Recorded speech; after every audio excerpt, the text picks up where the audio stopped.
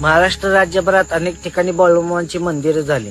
प्रत्येक मंदिरात पुजारी झाला.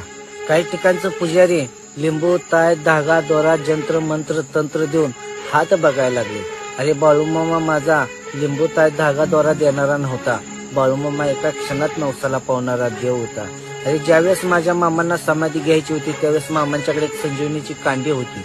ती संजीवनीची कांडी मामांना कोणाला तर द्यायची होती.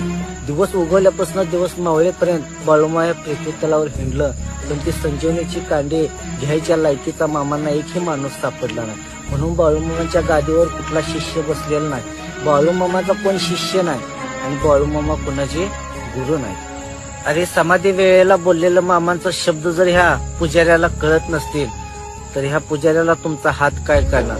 हा बोंडूपणा सोडा आणि बाळूमामाने सांगितलेल्या मार्गावरती चला. कडू आहे लय मोठं सत्य.